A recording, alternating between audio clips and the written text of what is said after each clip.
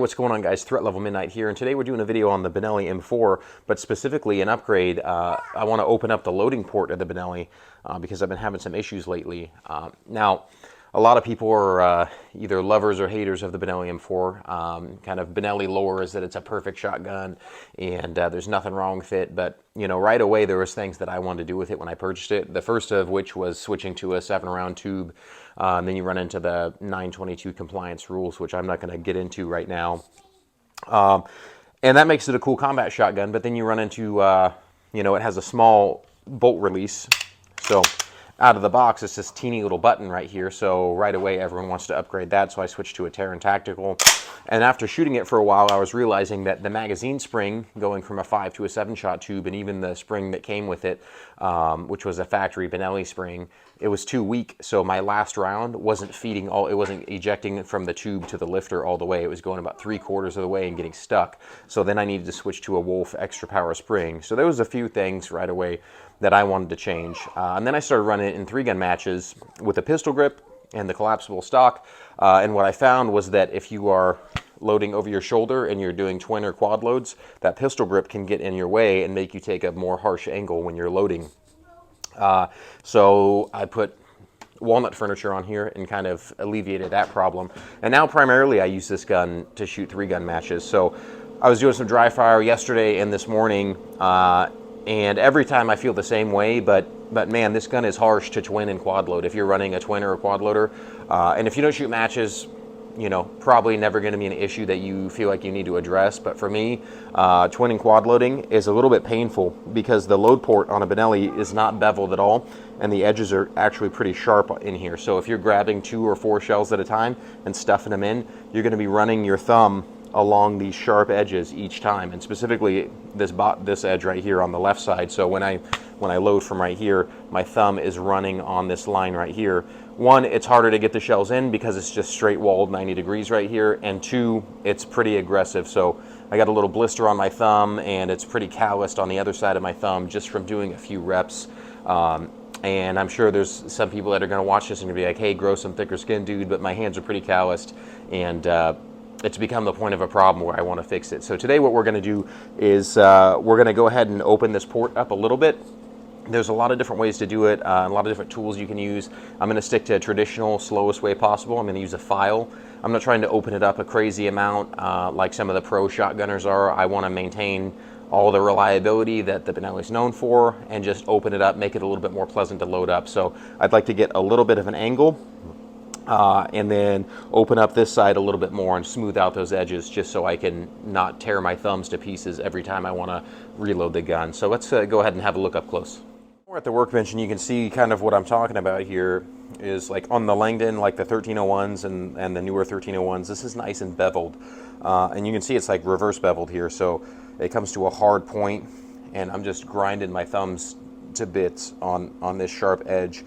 And then I have thick thumbs and thick fingers, so my thumb on the other side is rubbing on this edge real bad.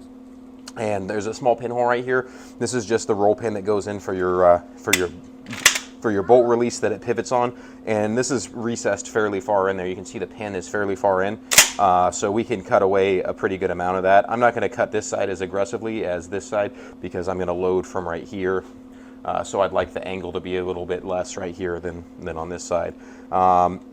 So the first thing I'm going to do is just I'm going to disassemble this gun and prep it, and then we're going to mask it off with some tape to show to be kind of like a guide for us to follow when we're filing the material off. All right, so now we disassembled the Benelli and it's chalked up in the vise, and you can see I left the bolt release in there. We're not going to be interfacing with it too much, and you can see that there's only a moving part on this side. On this side, there's nothing. It's smooth, you know, over an inch down, but we're not going to be cutting that deep into this side anyways. So I wiped it off with alcohol just to get started, and then we'll go ahead and mask it off. So now we're masked off, and you can see I'm not taking off that much material here. You can take off a lot more, especially on this side, but I just wanted this to get smoothed out and opened up just a little bit. So we're going to start with this material, and then I'll try loading with it and see if I'm satisfied with it when we're done. We can always remove more later, so I'm going to start with just this job right here. Start this job with a flat file, and we'll go ahead and get filing on this and see how long it takes.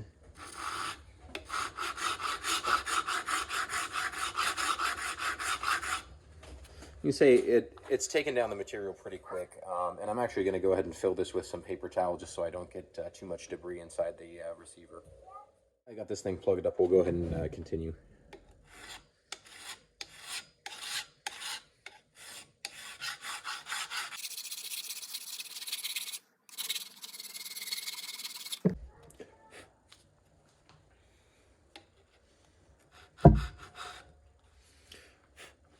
I'm actually going to go ahead and put another piece of tape right here too, just to reinforce that a little bit more. I just don't want to have my file run on me and do anything to this receiver that I don't want to. I'll put a couple layers right here actually.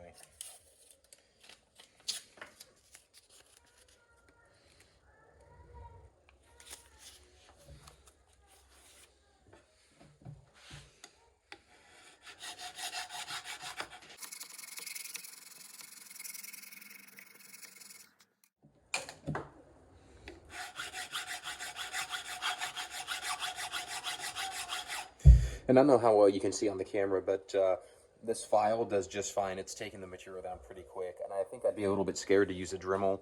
I know people use Dremels all the time on this, but I feel like it'd remove the material so fast that it'd be easy to make some mistakes. So I'm glad I'm using a file for this.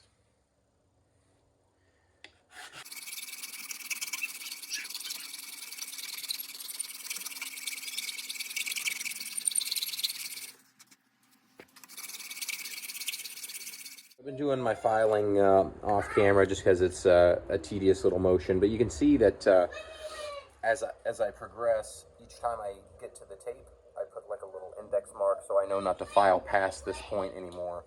And then I get to this index mark and I know not to file past that point.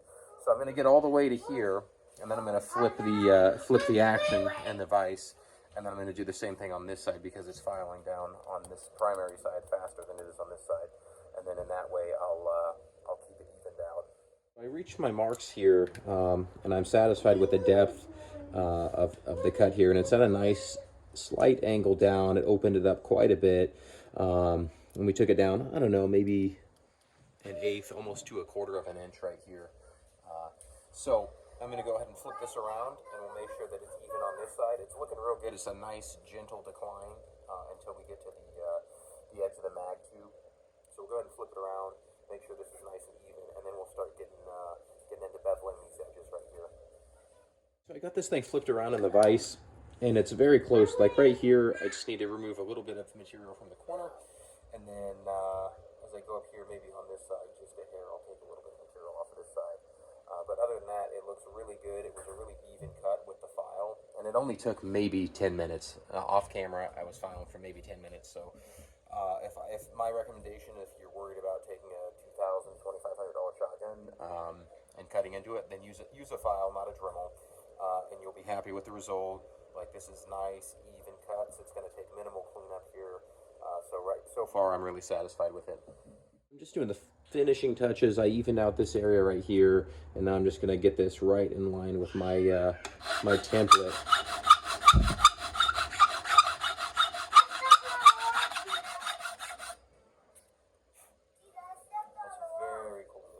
I'm very happy with that slope that we just put in here, and now I don't have a ton of different files, but I'm going to try to start to bevel just from this. This is going to be a little bit more slow going. I might actually switch to the Dremel for the beveling portion, because I'm going to need to remove quite a bit of material all the way out to this side right here, and on the other side too. I'll see how fast this goes, and if it's a little slow, I might pick it up a little bit, but for the initial cut, I think the file was the right tool for the job. And I'm trying to cushion the file, so if I go down too far, I catch it on this paper towel here. So that's another reason to pack your receiver with paper towels. All right, so after filing on the inside for a minute or two, it's kind of slow going. I'm going to go ahead and use one of these really angled bits for the Dremel, and just work this thing out right here, and we'll see how fast it takes off material, and then maybe at the end I can use the file to clean it up.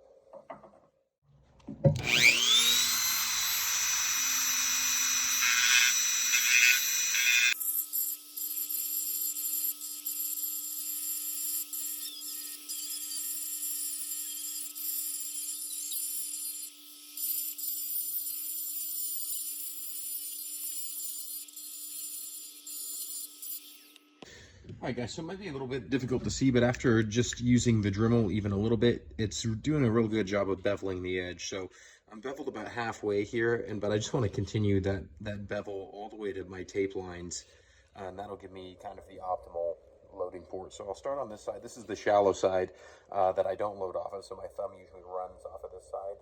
I'd like to make this bevel a little bit flatter. This one can be a little bit more severe.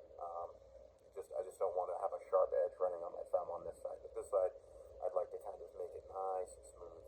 So we'll continue here.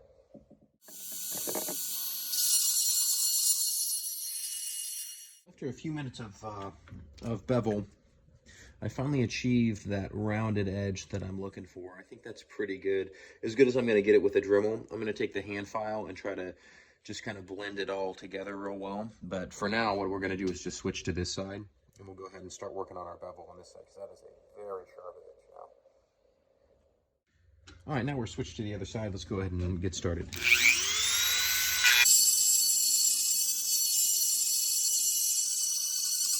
So I switched to a more fine Dremel attachment here, and it's really smoothing out the edges here. It looks really good. This is a nice open port now. It's not super aggressive, but it's aggressive enough where it should give me a little bit of an edge and I won't cut my fingers. So what I'm gonna do is I'm gonna flip it over and try to polish it up a little more with this, and then I'm gonna hit it with some sandpaper or like a sanding block and get it starting to shine. Switch from the stone kind of grinding bits to about a 600 grit sanding drum. So what I'm going to do is just start smoothing this out and polishing it up, and that'll start the polish process. Then I'm going to follow it up with a 1000 grit sanding block, and then we'll hit it with the polishing wheel and get it to really shine.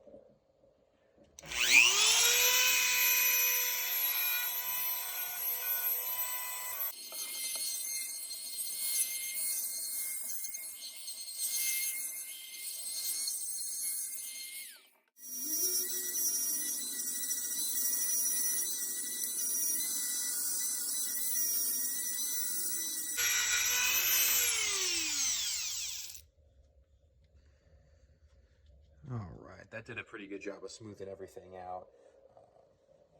See a little bit of a high spot right there.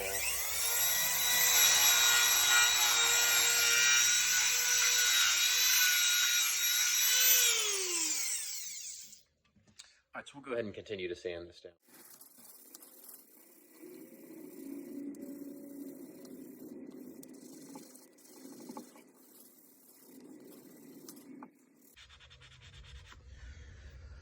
All right, so after hitting it with the sanding block, it's getting it really smooth and really polished. We'll go ahead and flip to the other side and polish the other side.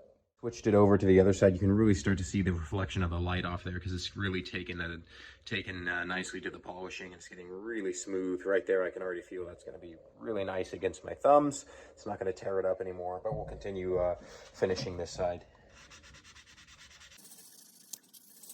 Switch it back around. Now I'm using a 1500 grit sanding block, and I'm just going to finish this up before we hit it with the polishing wheel.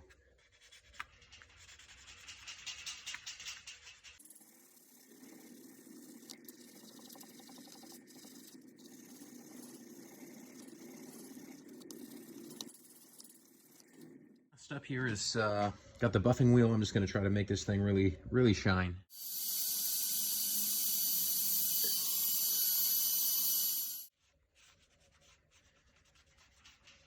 And that did a really good job. That is very fine finish right there. I'll go ahead and flip it around and finish it up. Camera angle doesn't do it justice, but this thing is really shiny.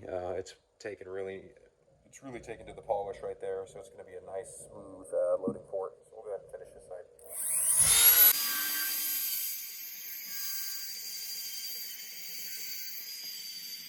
All right, so we blew out the receiver, and you can just really see when I move it back and forth, like how polished it really is. We opened it up quite a bit, but not so aggressive like a a professional like competition shotgun would be. You can see, I can show you on the camera. This is kind of, we pushed the material back just a little bit, but really we dropped from here down to here. So just over a 1/4 inch at the bottom. Not a super aggressive port opening, but enough where it's not going to cut my hands anymore, because this is really smooth right here. And there's no sharp edges on it. And it did drop it down just a hair. So let's get this gun back together and we'll see how it works. We just got the gun back together, and I think this turned out great. It's nice and polished right here. It's a little bit more aggressive, the angle on the offside, but all I needed was it to just not kill my thumb here. This is a nice, smooth, rounded edge. We cut it back just a hair. You don't want to cut this too far in, or you can get your follower punching through your receiver, and then your receiver is going to be donezo. I hear there's a replacement tube that has a lip built in that catches the follower, but I don't want to have to shell out for that. So if you are going to undertake this, just be careful. But you can see, I'll show you a close-up here of how it turned out. Really uniform cut, really smooth finish here, and you can kind of see how far it stepped it down.